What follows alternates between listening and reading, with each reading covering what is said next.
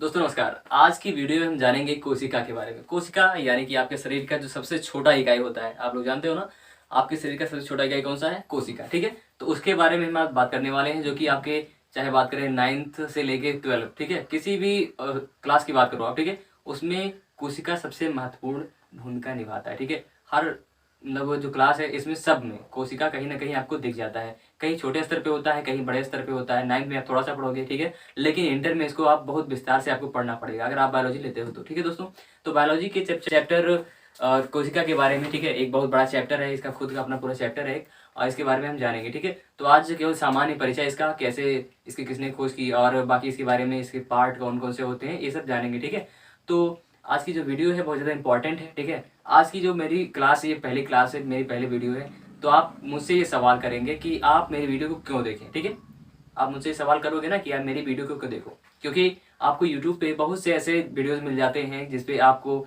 हमसे भी अच्छे बताने वाले, समझाने वाले मिल जाते होंगे। ठीक है, लेकिन मुझ में क्या खास होगा कि आप मुझको देखो। ठीक है, मैं आपको क्या खास दे पाऊंगा, अपना बेस्ट क्या दूंगा आपको। ठीक है, तो इसके बारे में मैं आपको बताता हूँ।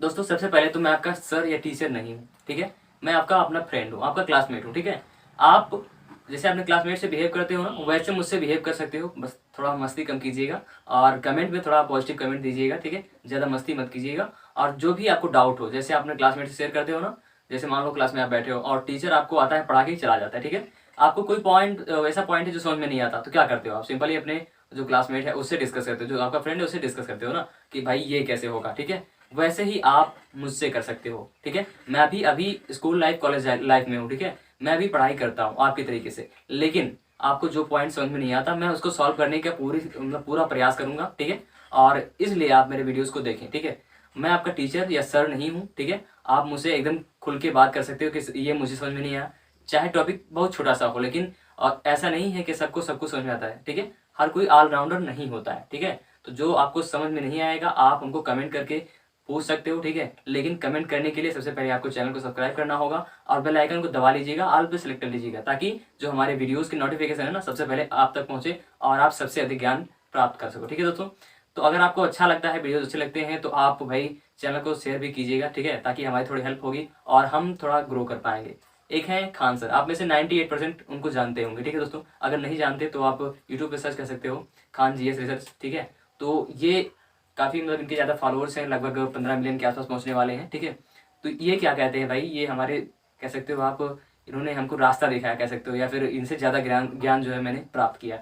ये हमारे मार्गदर्शक हैं। ये कहते हैं कि हम ये सोचते हैं, ठीक है, वो अपनी बात बताते हैं कि हम ये सोचते हैं कि भारत का हर नागरिक शिक्षित हो। ठीक है, उसी पहल को लेके हम अपना कदम बढ़ाएंगे कि हम भी कम से कम उनकी जितना तो नहीं भाई, उनके पास 15 मिलियन फॉलोअर्स हैं या फिर जो भी सब्सक्राइबर हैं, छात्र पढ़ते हैं उनसे, उतना तो हमारे पास नहीं है, लेकिन जो कुछ भी है, ठीक है, अगर हमारे पढ़ाए हुए में से एक दो भी आगे निकल गए, ठीक है, विकसित हो गए, एक दो नागरिक भी हमारे पढ़ाने से थोड़ा ज्ञान उनको प्राप्त हुआ, तो जो हमारा पढ़ाना है वो सफल हो जाएगा। ठीक है, उतना ऊंचे लेवल पे नहीं पढ़ा सकते, लेकिन हम भी उनकी पहल का थोड़ा सा हिस्सा बनना चाहते हैं। ठीक है दोस्तों, तो आप हमारी क्लासेस को बराबर लीजिए और थोड़ा बहुत अगर समझ में आता है आपको तो अपना प्यार ऐसे बनाए रखिएगा। ठीक है दोस्तों, तो चलते हैं आज के चैप्टर की तरफ। आपका जो चैप्टर है वो है कोशिका। ठीक है, कोशिका का जो सामान्य परिचय है उसके बारे में हम जानने वाले हैं। तो वीडियो थोड़ा लंबा हो रहा है, लेकिन इसलिए हम आपको ले चलते हैं आज के टॉपिक की तरफ। सबसे पहले आपको देखना है यहाँ पे, देखिए, कोशिका यानी कि सेल, सेल यानी कि कोशिका। ठीक है,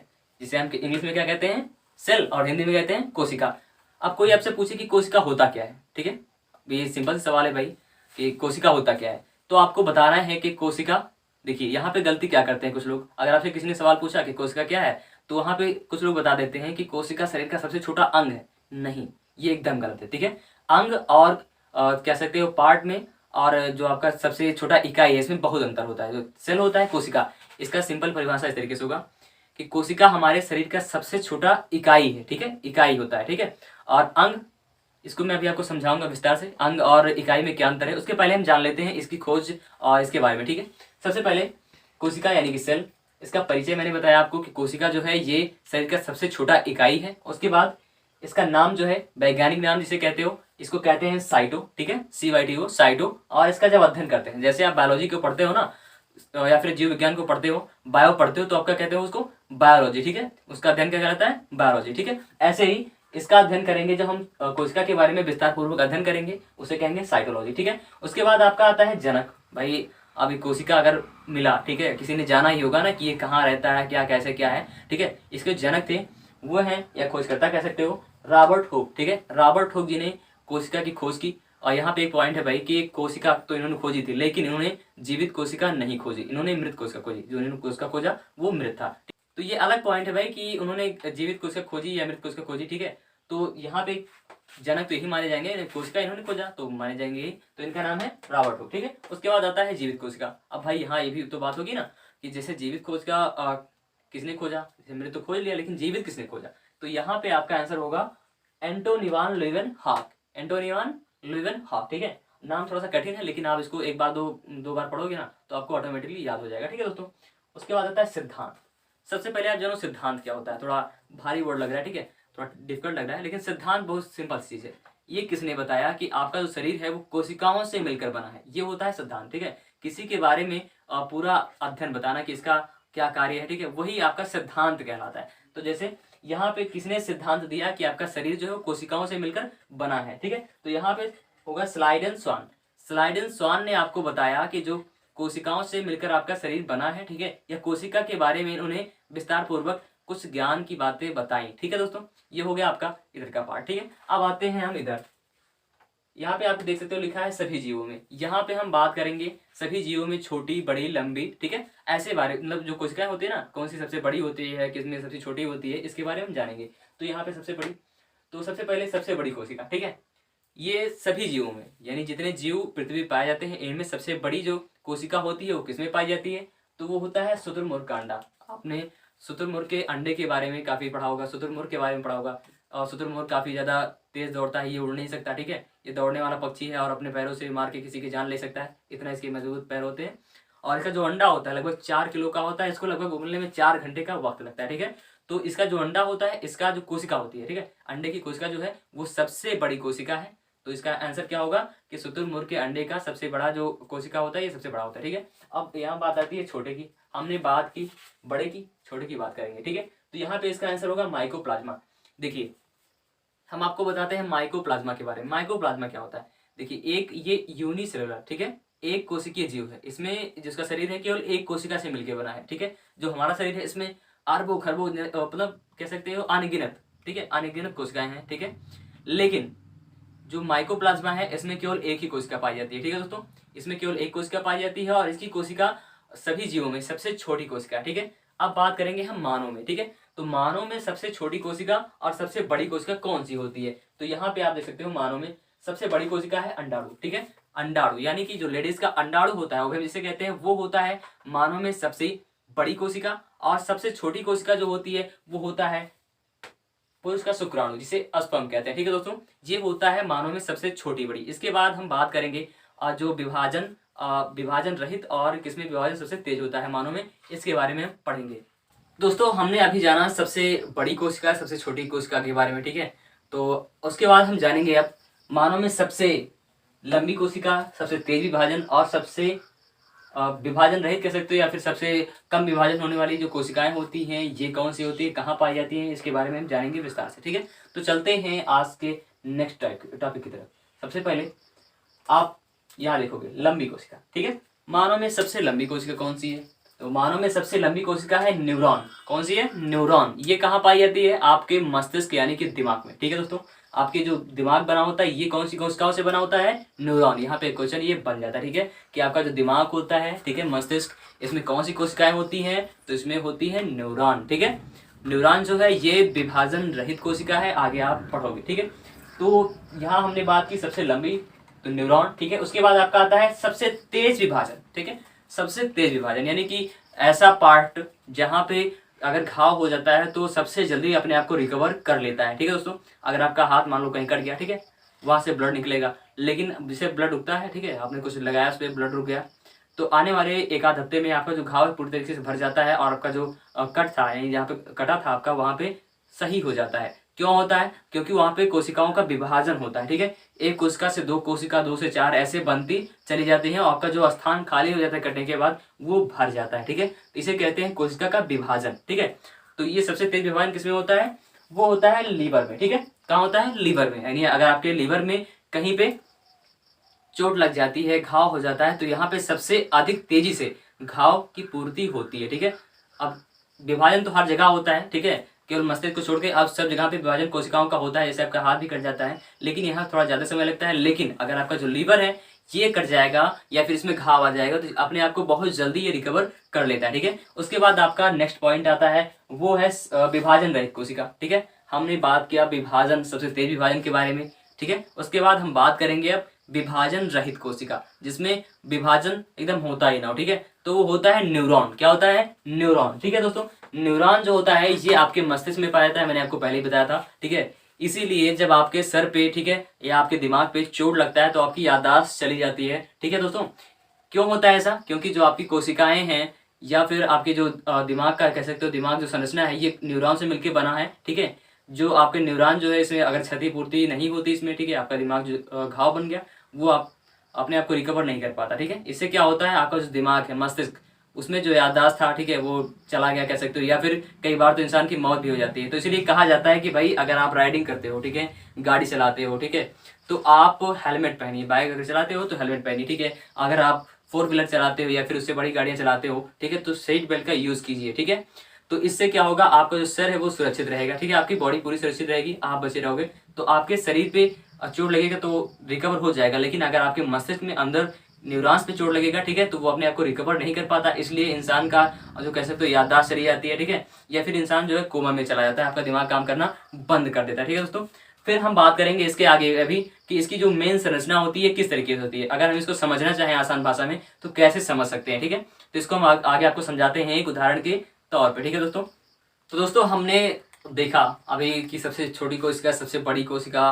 और सबसे लंबी कोशिका, ठीक है, विभाजन रहित कोशिका, विभाजन सबसे तेज किसमें होता है, इन सब के बारे में हमने जान लिया। अब हम जानेंगे कि कोशिका आपके शरीर का निर्माण कैसे करती है। ठीक है, बहुत छोटी सी कोशिका होती है ना, लेकिन आपके इतने विशाल शरीर को कैसे बना लेती है, तो इसके बारे में हम जानेंगे। ठीक है, तो आप इसको इस तरीके से समझ सकते हो, जैसे कि कोशिका, ठीक है, एक इकाई है, ये क्या करती है, सबसे पहले कोशिका जो है ये मिलके कई ढेर सारी कोशिकाएं, लाखों कोशिकाएं मिलके एक ऊतक का निर्माण करती हैं। या फिर इसकी परिभाषा हम कहें कि ऊतक क्या होता है। आपसे कोई पूछे कि ऊतक क्या होता है, ऊतक जो होता है ये कोशिकाओं का समूह होता है। या फिर इसको आप सिंपल परिभाषा बना के कहो कि ऊतक कोशिकाओं का समूह होता है। ठीक है दोस्तों, इसकी परिभाषा क्या होगी, जो ऊतक होता है ये कोशिकाओं का समूह होता है। ठीक है, उसके बाद आपका बनता है, कई ऊतक मिलकर बनाते हैं अंग।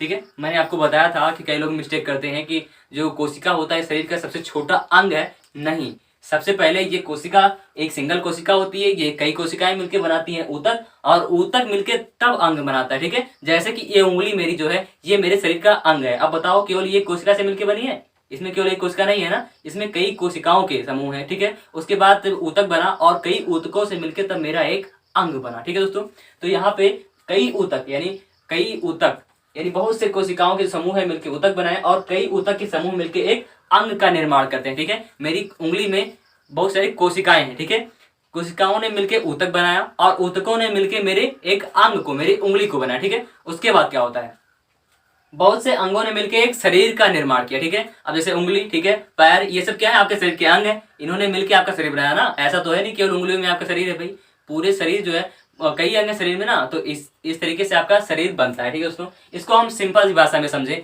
यानी अपने दैनिक तौर पे जो दैनिक भाषा है इस तरीके से समझे, तो आपके लिए ये परिभाषा या फिर कह सकते हो ये एग्जाम्पल बहुत सही रहेगा। ठीक है दोस्तों, तो इसके लिए करते क्या है, आपको समझाते हैं इस तरीके से। को देखिए, सबसे पहले हम समझेंगे घर। जैसे घर बनता है ना, तो घर में सबसे पहले क्या लगता है, ईंट। ठीक है, सबसे पहले घर बनने के लिए क्या चाहिए, ईंट चाहिए ना। तो जैसे हमको ईंट चाहता है, सबसे पहले ईंट चाहिए ना, तो ईंट जैसे चाहिए ऐसे हमको शरीर बनाने के लिए सबसे पहले कोशिका की आवश्यकता होती है। ठीक है, तो शरीर बनने के लिए सबसे महत्वपूर्ण जो है वो क्या है, कोशिका है। ठीक है, तो जब कई ईंट मिलते हैं तो क्या बनाते हैं, जब कई ईंट मिलते हैं तो क्या बनाते हैं, दीवार बनाते हैं। ठीक है दोस्तों, क्या बनाते हैं, दीवार बनाते हैं। ऐसे ही जब कई कोशिकाएं मिलती हैं, ठीक है, जब कई कोशिकाएं मिलती हैं तो क्या बनाती हैं, ऊतक बनाती है। क्या बनाती है, ऊतक। मैंने आपको बताया था ना कि ऊतक क्या है, ये कोशिकाओं का समूह होता है। ठीक है, या फिर कोशिकाओं के समूह को ऊतक कहते हैं। ठीक है दोस्तों, तो ये क्या बनाते हैं, जब कई कोशिकाएं मिलती हैं तो ऊतक बनाती हैं, और जब कई ईंटें मिलती हैं तो क्या बनाती हैं, दीवार बनाते हैं। ठीक है, उसके बाद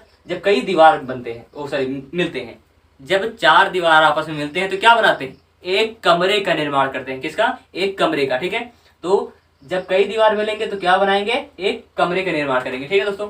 उसके बाद जब कई ऊतक मिलेंगे, मैंने आपको बताया था अभी कि जब कई ऊतक मिलेंगे तो आपका एक अंग बनेगा, क्या बनेगा, एक अंग बनेगा, ठीक है। तो ये बन जाएगा, जब कई ऊतक मिलेंगे तो आपके अंग बनेंगे, ठीक है। उसके बाद हमने पढ़ा ईंट, दीवार, कमरा। उसके बाद आपका आता है घर। घर कैसे बनेगा भाई, जब कई कमरे मिलेंगे, ठीक है, कई कमरे या फिर एक दो कमरा मिलेगा, या फिर कह सकते हो जब हम कमरों को, ठीक है, सिस्टमेटिक ढंग यानी कि कह सकते हो एक व्यवस्थित क्रम में सजाएंगे, तब आपका घर बन के तैयार होता है, ठीक है दोस्तों। ऐसे ही जब आपके अंग सिस्टमेटिक ढंग से, मैंने आपको बार बार बताया सिस्टमेटिक ढंग से, यानी एक व्यवस्थित क्रम में, ठीक है, जब जुड़ेगा तब आपका अंग बनेगा, आपका शरीर बनेगा। तो ऐसे ही जब आपके अंग जो है ये व्यवस्थित क्रम में जुड़ते हैं तब आपका शरीर निर्माण होता है भाई। मैंने आपको इस घर का उदाहरण या फिर इस दीवार, ईंट, कमरे, इसका उदाहरण इसलिए दिया क्योंकि आप इसको अपने दैनिक जीवन में देखते हो, ठीक है। इससे आप आसानी से समझ जाओगे, ठीक है। मैं आपको केवल कठिन भाषाएं नहीं बताऊंगा, आपको बताऊंगा, ऐसे एग्जाम्पल भी दूंगा जिससे आपको आसानी से समझ में आ जाए, जो आपके दैनिक जीवन में यूज होता हो, ठीक है। उससे अगर रिलेट करके बताता हूं तो आपको आसानी से समझ में आ जाएगा। तो ये था आपका सिंपल सा जो शरीर से कोशिकाओं से मिलकर आपका शरीर बनता है, उसके बारे में मैंने आपको पूरा बताया, ठीक है। इस तरीके से आप बहुत आसानी से समझ सकते हो कि जो आपका शरीर है वो किस प्रकार से बना, ठीक है दोस्तों। अगर वीडियो अच्छा लगा होगा तो लाइक कर दीजिएगा, और वीडियो देखने के लिए धन्यवाद, और अपना प्यार ऐसे बनाए रखिए, पॉजिटिव कमेंट देते रहिएगा। नमस्कार।